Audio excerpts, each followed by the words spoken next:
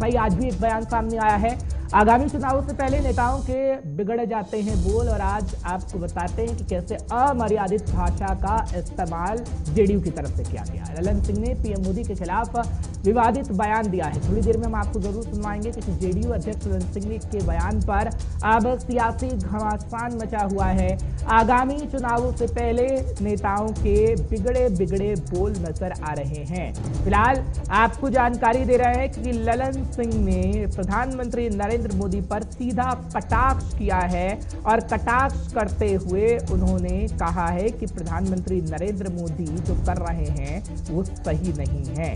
हालांकि पिछड़ी जाति, पिछड़े वर्ग को लेकर ललन सिंह बोल रहे थे और प्रधानमंत्री नरेंद्र मोदी पर सीधे सीधे निशाना साध रहे थे।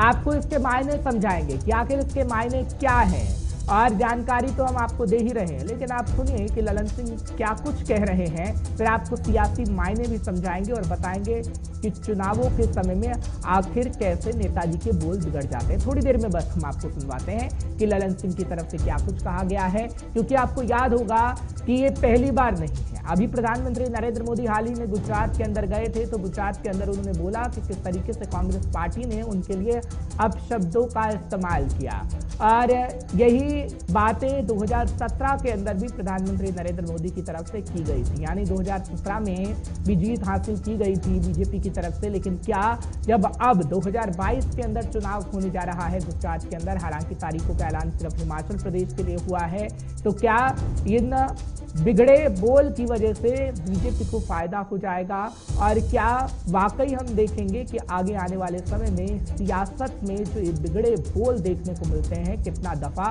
कितना नुकसान इन राजनीतिक पार्टियों को होता है। क्योंकि आपको याद होगा पिछले लोकसभा चुनाव हों या फिर गुजरात के विधानसभा चुनाव, किस तरीके से जुबान से तीर निकल रहे थे, अमर्यादित भाषा का इस्तेमाल किया जा रहा था, जो आपको प्रधानमंत्री नरेंद्र मोदी ने गुजरात दौरे के दौरान बताया। लेकिन हाल ही में हमने देखा है कि जब नेताजी के भूल बिगड़ जाते हैं तो ये भी कह दिया जाता है कि जुबान फिसल गई, या फिर माफी भी मांग ली जाती है। लेकिन उसके बावजूद ये बयान कम नहीं होते हैं, ये बयान सामने आते रहते हैं। फिलहाल ये कहा जा रहा है कि हिमाचल प्रदेश और गुजरात सेमीफाइनल है, उसके बाद लोकसभा चुनाव होंगे, और उसके ठीक एक साल बाद यानी 2024 के अंदर लोकसभा चुनाव और 2025 के अंदर बिहार का चुनाव होना है, जिसको लेकर अभी से बिसात बिछाई जा रही है।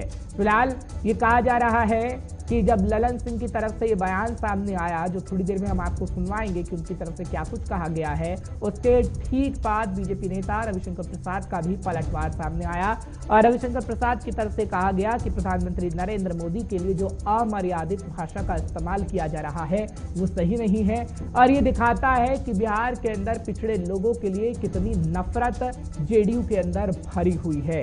ये बातें दरअसल की गई हैं रविशंकर प्रसाद बीजेपी नेता की तरफ से, और हम आपको जानकारी इस वक्त की ताजा देने की कोशिश कर रहे हैं, क्योंकि ये ललन सिंह की तरफ से ये बयान सामने आया, जिसके बाद आपको बता रहे हैं कि राजनीतिक माहौल काफी बिगड़ गया है।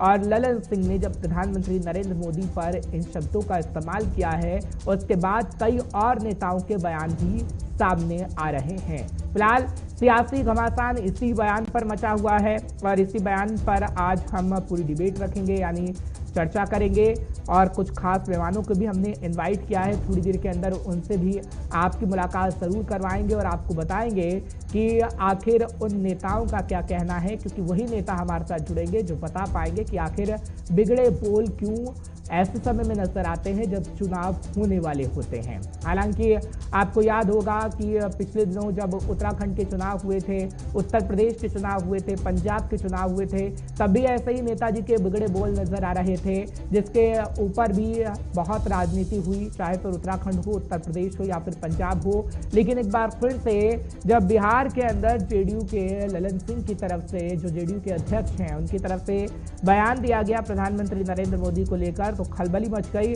और इस पर वार पलटवार देखने को मिल रहा है। इस वक्त की जानकारी हम आपको दे रहे हैं और बताने का प्रयास कर रहे हैं कि आखिर कैसी भाषा का इस्तेमाल ललन सिंह की तरफ से किया गया है। सुनिएगा क्या कुछ कह रहे हैं ललन सिंह। कहते हैं ना बहुरूपिया किसको कहते हैं? बहुरूपिया देखला है ना गांव में, क्या होता है? 12 दिन में 12 रूप धरता है। वही है, ये पूरे पार्टी वही है।